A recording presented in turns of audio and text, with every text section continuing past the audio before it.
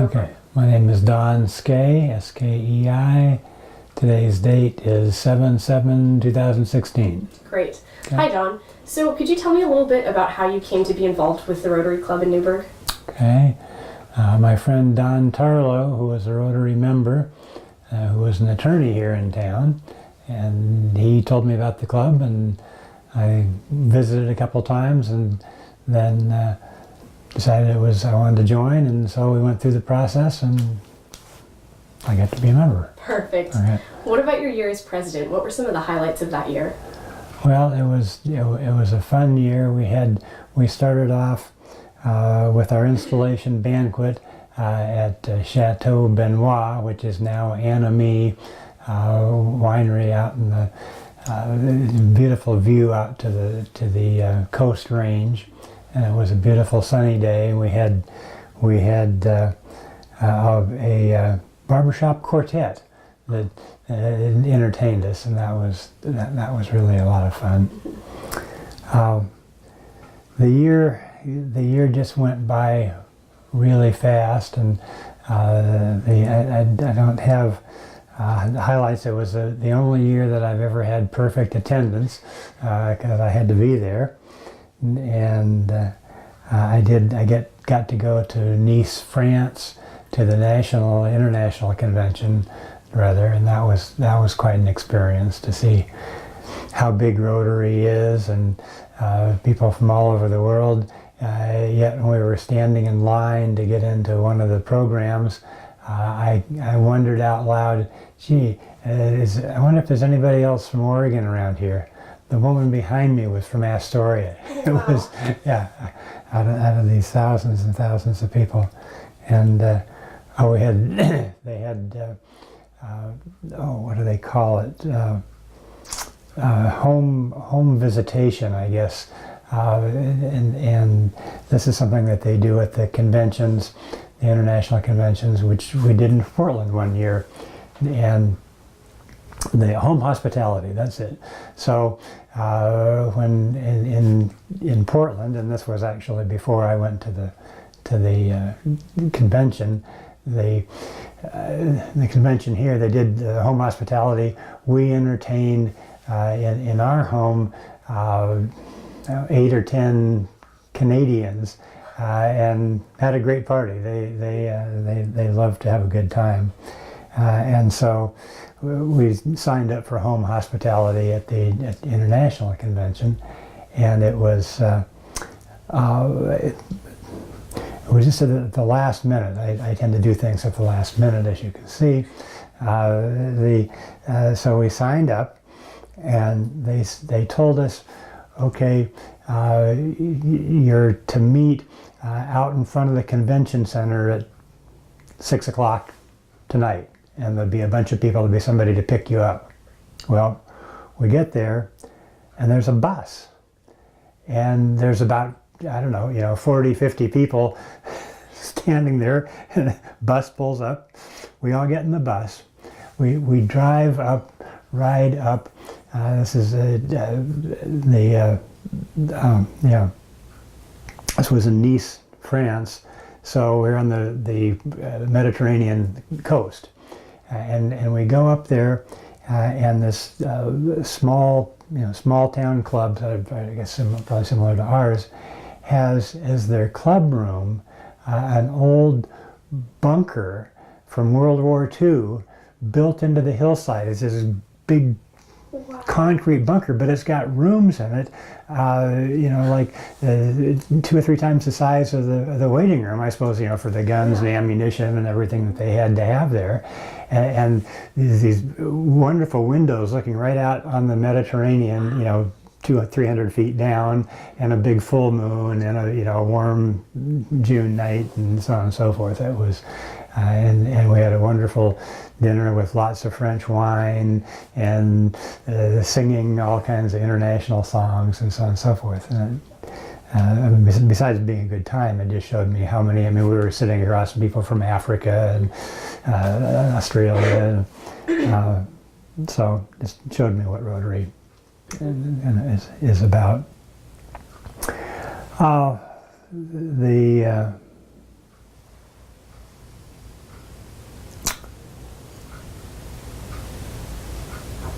Other things I have enjoyed the various social events that we have done. Maybe that's maybe I'm not serious enough about Rotary. I don't know. But part of Rotary is the fellowship and having fun. And I remember one year we did actually it was our 20.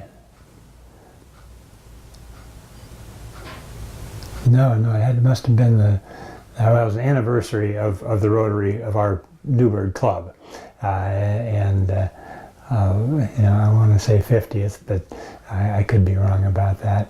Anyway, we had it out at the Flying M Ranch. I don't know if you're familiar with Flying M, I've heard of it for okay. sure. Yeah. Well, it is 38 miles west of here.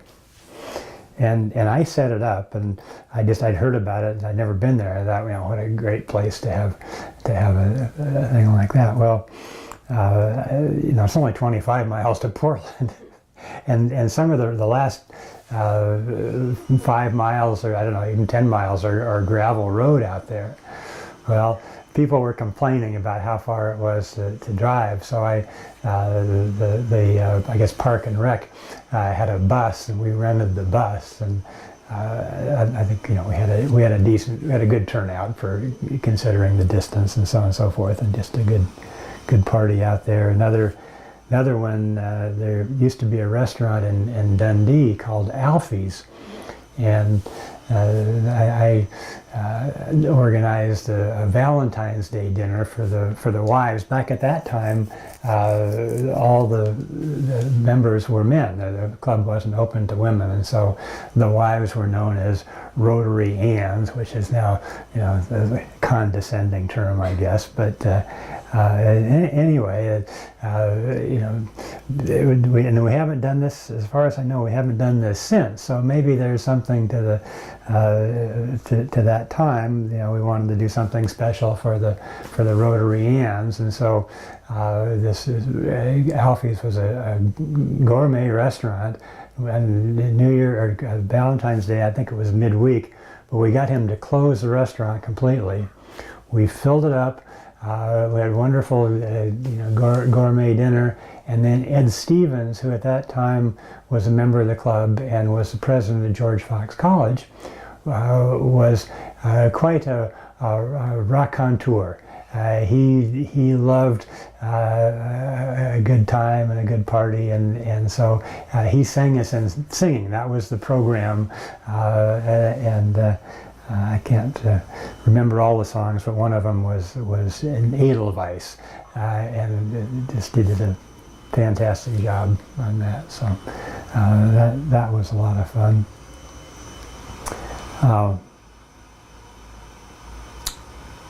We've also had an installation banquet at the tack room at the St. Paul Rodeo Grounds when Bill Dolan was president, because he was from St. Paul.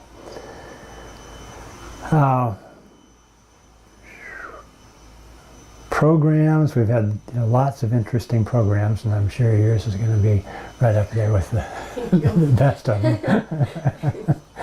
But the one that's kind of interesting, and it's not a program but actually a series of programs, is we used to have a member who was a retired FBI agent, and so he knew from being in the FBI that large cities like Portland, the fellow in charge is known as the agent in charge, and they are expected to go out and do outreach to the community.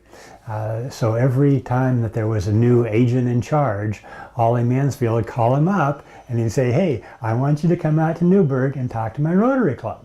And so, I don't know, probably over the years we had half a dozen of these guys, and they're all very, very interesting, good speakers and very dynamic. And that's the other thing about Rotary, the club meetings, the programs are fascinating. I've heard experience people, just all things that I would never come in contact with. Another one that I find interesting, the movie A Band of Brothers. Okay, well, this fellow speaking was one of the original band of brothers. Yeah. Wow. And the guy that brought him to speak was an attorney in the club, and he had Mike Gunn. He was an interesting guy himself, but maybe because of that, he knew interesting people. This was one of them. He had another one who's, I can't think of his name now. He's an author writes mystery type novels. He's from Phil. First name is Phil. Can't think of his last name. Anyway, he's a well-known writer, very, very interesting, very articulate. And then he also had a cousin, I think, who started the Willamette Vineyards winery down south of Salem. That's a huge place now, and so he brought him in, and did lots of fun programs, fun meetings. I've always enjoyed the auction. I've worked on the auction many years and chaired it 1 year. And I think a lot of people don't realize that the auction started out.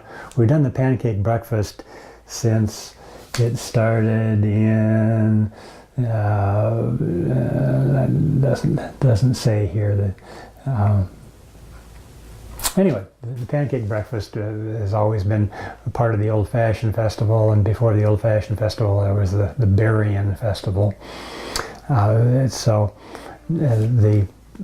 We started out doing the auction on the Sunday of the Old Fashioned Festival weekend after the pancake breakfast was over. And we just set up chairs. Have you been to the pancake breakfast? I haven't, no. Okay. Are you going to go this year? I might, yeah. I may make it out there. Okay. Well, you should. We'll give you a free ticket. Great, thank you. Not a problem. Anyway, excuse me, is that going to be a problem? I don't think so. Okay. We did the pancake breakfast on Saturday and on Sunday.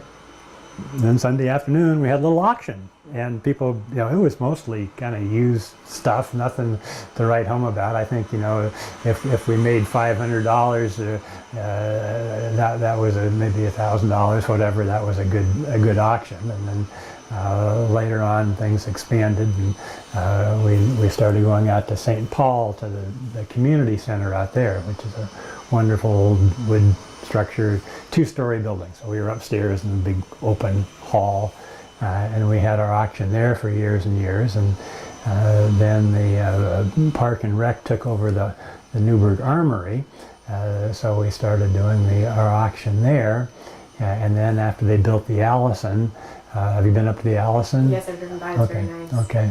Well, that's for the last 5-6 years, we've had it up there, and that's been a whole quantum leap. But it's always been fun.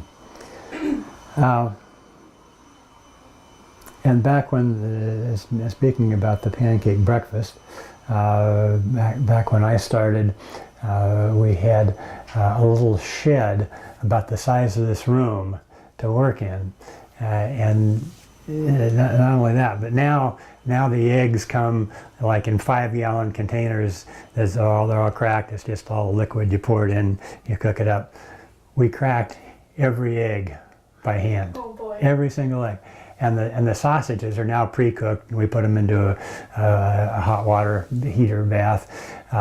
We cooked in little grills every sausage, and then the one year I can remember when it rained, we had plastic over this shed, but still everybody got wet. There was as you'll see if you go to the pancake breakfast, we built a covered work area that's probably 40 by 50, something like that, and it's got lights, and it's got electricity, and it's got running water. And back in the day, we had no electricity. Electricity came from well, probably on an electric cord from, at that point, maybe even from City Hall. I don't know if they had the restrooms there yet or not. Anyway, it was on an extension cord, and we were making coffee in, the standard old coffee makers, and had a whole bunch of them plugged into this thing. Well, we blew the circuit, only nobody knew that we blew it, and so we're getting, breakfast is already, we're serving breakfast, and somebody says, "There's no coffee. The coffee's cold." So, this an hour later, we finally got things. We had hot coffee, but that was a disaster. And now they bring coffee by the 5-gallon or 10-gallon containers, and it's all done. I think the orange juice it now comes in. Well, I guess we still mix it up, but it comes in quart-size containers, where before we just had the little cans with the pull thing, and you melted it, and crazy, but we had a good time. Changes, you ask about changes. Well, the club itself, I think that biggest change has been adding women, and I think that's been just a great thing for the club, and we've had a number of women presidents, and it's added a lot. I can't imagine the club now with all men, but when it was all men, that seemed natural. For the time, that was appropriate. And I think, Kiwanis was the same way, and all the other clubs like that. Also, the club has changed. It used to be just for the business owners and maybe the managers, but now it's pretty much open to anybody that wants to join, that has a good background and an interesting willingness to work.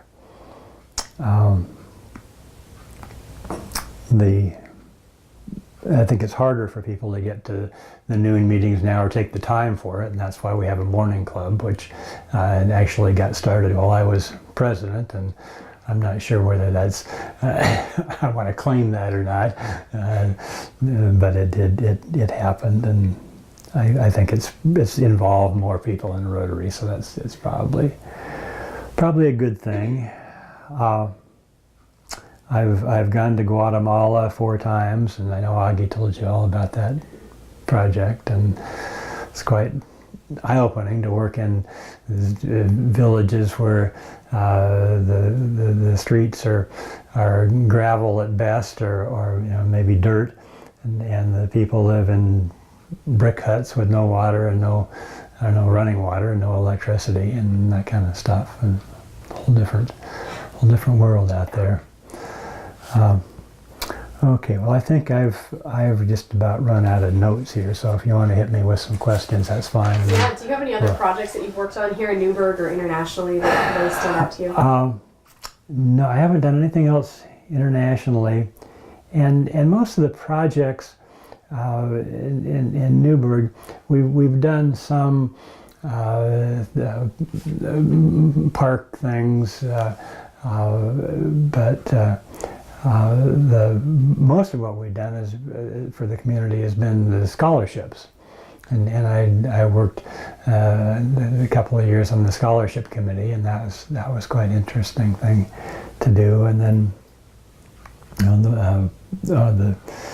the scouts and other organizations that we support, but I know the morning club, they're into bricks and mortar, so they've built a number of things. I think we've worked with them on the park at Memorial Park, and I think there's another one down by River Street. I can't think of the name of it's Hoover Park, isn't it? Hoover Park, right? Yeah. We did one down there. But it's been fun. It's hard to believe it's been. I think if I started in 1982, you can figure that out, but it doesn't seem like it's been that long, but it has, and it's been fun. It's a good group of folks, and I'm glad I got got involved with it. How would you say it's come to impact you? I mean, obviously you love the club, but how else would you say it's had an influence in your life? Oh, there was, as I said, the exposure to all the programs, to very interesting people that I probably wouldn't know otherwise. You know, I tend to be here in my office working, and it gets me out every week at least for an hour. And there are times, been a lot of times when I've thought to myself, yeah, I got so much paperwork to do. I should really skip Rotary. And then you get the devil here and the angel here, and the angel says, but hey, you always have a good time, and something good always happens. So I go, and something good happens. It just, whatever, nothing, never anything major, even anything I can particularly remember. But it's been a big part of my life and getting involved to it. When I first joined the club, I had kind of no idea what to expect, and so I said, I met some wonderful people. In fact, I pulled out this from the rotator. Joe Schneider, and Joe Schneider passed away. 1995. So this was on my watch, and he was a past president of the club and just a great guy. He was one of the originators of the pancake breakfast. And in fact, we named the pancake breakfast after him.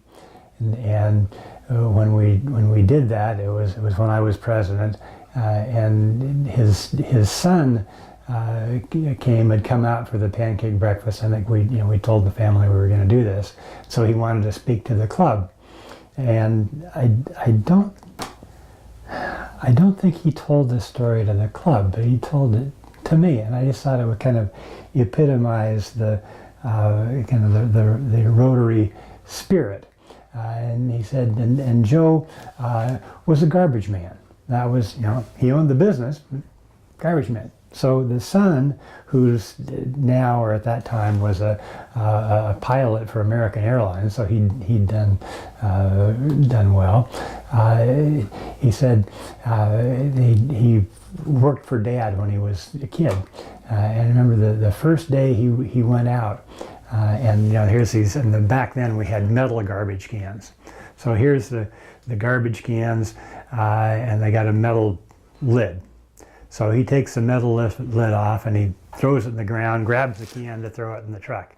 And his dad comes running back and stops, grabs him and says, "We don't throw the lids on the ground. It's 6 o'clock in the morning. That wakes people up. That's not good." So that's just the kind of guy that Joe was, and so I was proud to know him, and that was fun. If I hadn't have been president that year, I wouldn't have heard that story. In fact, thinking about it now,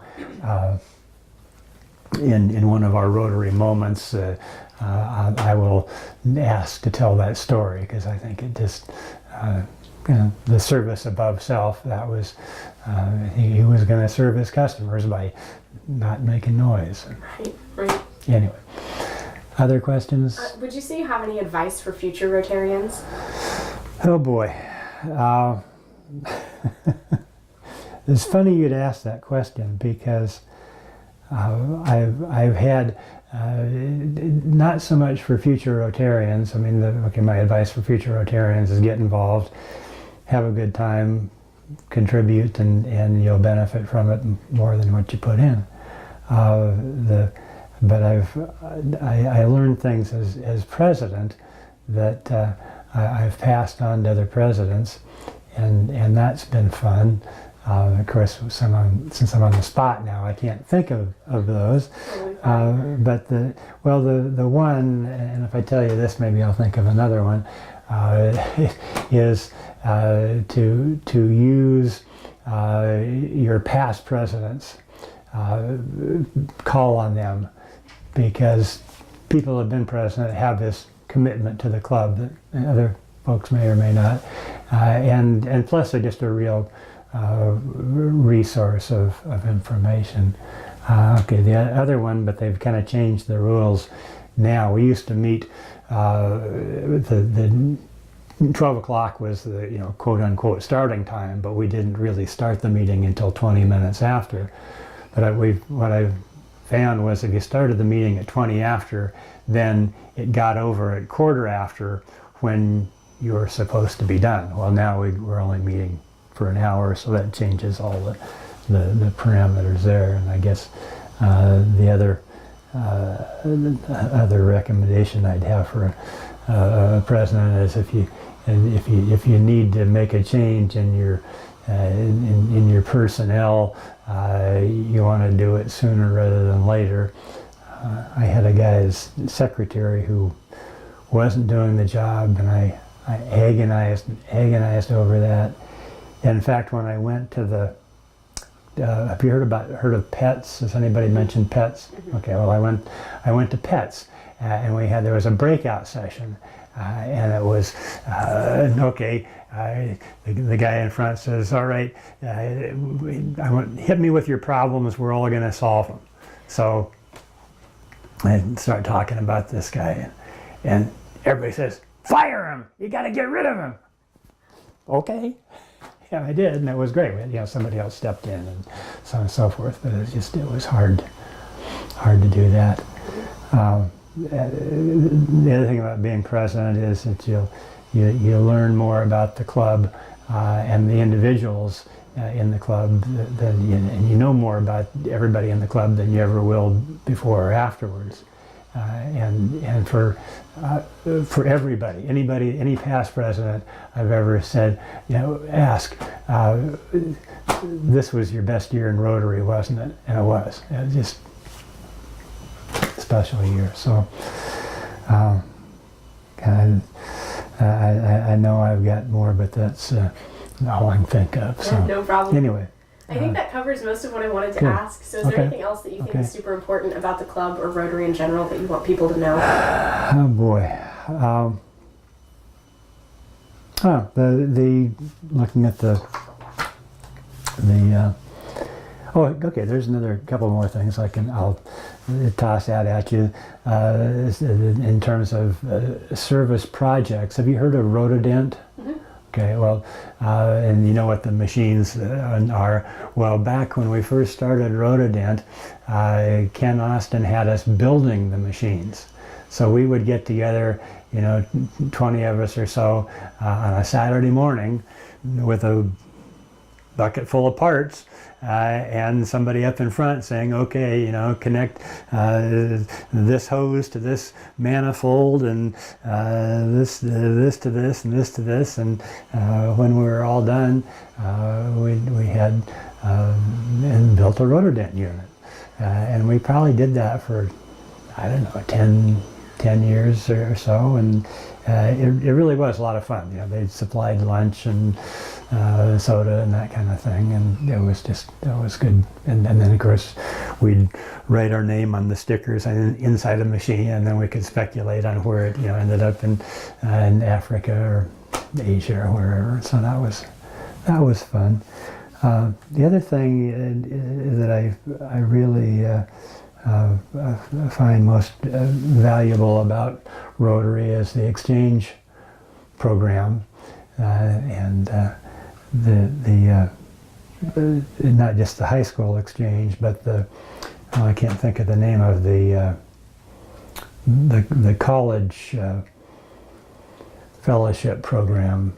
But we've had a number of people that have done that and have come back, and both groups, the college folks, I can't think of the name of the program, but what it does is folks apply for. In fact, I think they have to be they're college graduates, and if you're accepted, you can go abroad. You're supposed to go abroad and work on study, you know, whatever you want for a year, and everything's paid for. And it's larger than the Fulbright scholarship program, but yet people don't know about it. but I had a number of those folks come back and talk about their experience and what a life-changing experience it was for them. And then the high school exchange kids, the same way. Every one of them comes back and said, "Thank you very much. It was a life-changing experience for me." So it's rewarding to be a part of that. That's fun. So there you go. Great. Well, I think that covers everything. So thank you so much for your time. You're welcome. My pleasure. I'm glad we had worked out to do it. So